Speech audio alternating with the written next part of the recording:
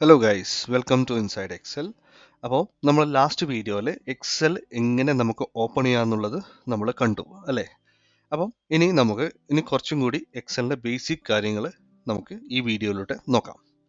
അപ്പം നമുക്ക് വീഡിയോയിലേക്ക് പോയാലോ?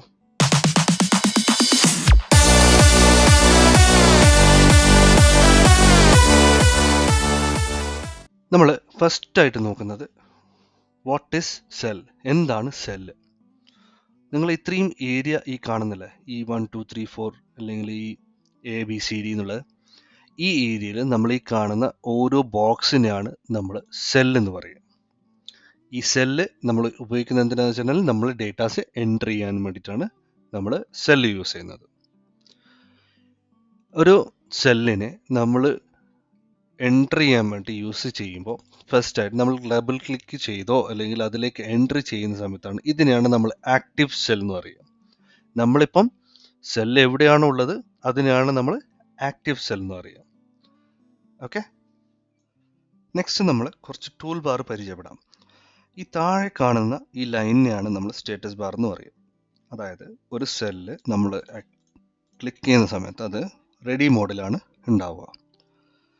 നമ്മൾ തന്നെ ഒരു ഡേറ്റ എൻട്രി ചെയ്യാണ്, അതായത് എക്സൽ ഒരു ഡേറ്റ നമ്മൾ എൻറ്റർ ചെയ്തുകൊണ്ടിരിക്കുന്ന സമയത്ത് അത് എൻ്റർ മോഡിലേക്ക് മാറി. ഓക്കെ, നമ്മളത് ക്ലിക്ക് ചെയ്ത് പുറത്തെത്തിക്കാൻ വീണ്ടും റെഡി മോഡിലേക്ക് വന്നു. ഇനി അതേ ഡേറ്റിനെ തന്നെ നമ്മൾ ഒന്നും കൂടി എഡിറ്റ് ചെയ്യുകയാണെങ്കിൽ വീണ്ടും അത് എഡിറ്റ് മോഡിലേക്ക് മാറി. അപ്പം ഈ ഒരു ഏരിയനാണ് നമ്മൾ എന്താ പറയുക, സ്റ്റാറ്റസ് ബാർ. അടുത്തതായി നമ്മൾ ഈ സൈഡിൽ കാണുന്ന അല്ലെങ്കിൽ ഏറ്റവും താഴെ കാണുന്ന ഈ ലൈന് അല്ലെങ്കിൽ ഈ ഒരു ടൂളിനെയാണ് നമ്മൾ സ്ക്രോൾ ബാർ എന്ന് പറയുക. ഈ സ്ക്രോൾ ബാർ രണ്ടെണ്ണമാണ്, ഒന്ന് ഹൊറിസോണ്ടലും പിന്നെ ഒന്ന് വേർട്ടിക്കലും. അത് നമ്മളെ ഷീറ്റിന്റെ മൂവ്മെന്റ് വേണ്ടിയിട്ടാണ് ഇത് യൂസ് ചെയ്യുന്നത്. സപ്പോസ് നമ്മളൊരു ഡേറ്റ എൻട്രി ചെയ്ത് അങ്ങ് ഈ ഒരു ലെവലിൽ എത്തിക്കഴിഞ്ഞാൽ നമുക്ക് തിരിച്ച് ഫസ്റ്റ് കോളത്തിലേക്ക് എത്താനും തിരിച്ച് അങ്ങോട്ടേക്ക് പോകാനും വേണ്ടിയിട്ടാണ് നമ്മൾ ഈ സ്ക്രോൾ ബാർ യൂസ് ചെയ്യുന്നത്. സെയിം തന്നെയാണ് നമ്മൾ വേർട്ടിക്കലിലും യൂസ് ചെയ്യുന്നത്. ഇപ്പം ഡേറ്റാസ് കുറേ താഴെ എത്തിക്കഴിഞ്ഞാൽ വീണ്ടും മുകളിലേക്ക് പോകാൻ വേണ്ടി യൂസ് ചെയ്യാനാണ് ഈ രണ്ട് സൈഡിലെ സ്ക്രോൾ ബാർ യൂസ് ചെയ്യുന്നത്. നമുക്കിവിടെ അടുത്ത ടൂൾ പരിചയപ്പെടാം. ഈ ഏറ്റവും ടോപ്പ് കോർണറിൽ കാണുന്ന ഇവിടുന്ന് തൊട്ട് ഇതുവരെയുള്ള ഈ ഒരു ഏരിയ ആണ് നമ്മൾ ക്വിക്ക് ആക്സസ് ടൂൾ ബാർ എന്ന് പറയുന്നത്. നെയിം പറയുന്ന പോലെ തന്നെ നമുക്ക് പെട്ടെന്ന് ആക്സസ് ചെയ്യാൻ പറ്റിയ കുറച്ച് ടൂൾസ് വെക്കാനുള്ള സ്ഥലം. ഇതിലിപ്പം ഡീഫോൾട്ടായിട്ട് എക്സൽ വെച്ചിരിക്കുന്നത് വെച്ചാൽ ഓട്ടോ സേവ് ഉണ്ട്, അൺഡു റീഡു ആണ് ഉള്ളത്. ഇനി നമുക്ക് അതിന് കസ്റ്റമൈസ് ചെയ്തിട്ട് വേറെ എന്തെങ്കിലും ആഡ് ചെയ്യണോ അല്ല ഡിലീറ്റ് ചെയ്യണമെന്നുണ്ടെങ്കിൽ ഇവിടെ വന്ന് കസ്റ്റമൈസ് ചെയ്യാൻ പറ്റും.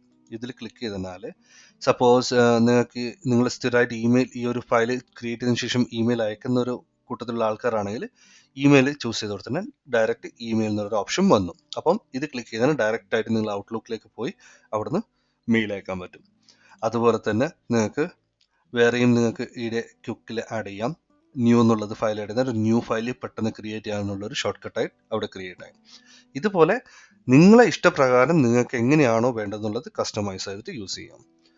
ഇനി അതുപോലെ അതേ സെയിം ഈ സാധനം നമുക്ക് വേണ്ട, ഇനി ന്യൂ എന്നുള്ളത് വേണ്ട എന്നുണ്ടെങ്കിൽ അത് അൺടിക്ക് കൊടുത്തതിനാൽ അവിടുന്ന് റിമൂവ് ആയിപ്പോയി. ഇതുപോലെ കുറേ കമാൻഡ്സ് നമുക്ക് ഇതിൽ ആഡ് ചെയ്യാം നിങ്ങളെ ചോയ്സ് പ്രകാരം. സപ്പോസ് ഒരു കാൽക്കുലേറ്റർ ആണെങ്കിൽ കാൽക്കുലേറ്റർ ആഡ് ചെയ്യാം, delete cell, cut cell, copy, ഇതൊക്കെ വേണമെന്നുണ്ടെങ്കിൽ നിങ്ങൾക്ക് അവിടെ ആഡ് ചെയ്യാം. ഇതൊക്കെ നിങ്ങളെ ചോയ്സ് ആണ്. ഓക്കെ, അപ്പം ഈ ഒരു ഏരിയ ഇതിനെയാണ് നമ്മൾ ക്വിക്ക് ആക്സസ് ടൂൾ ബാർ എന്ന് പറയുന്നത്. നെക്സ്റ്റ് നമ്മൾ സെൽ എന്താണെന്നുള്ളത് നമ്മൾ ഈ വീഡിയോൻ്റെ ആദ്യം പറഞ്ഞു കഴിഞ്ഞു.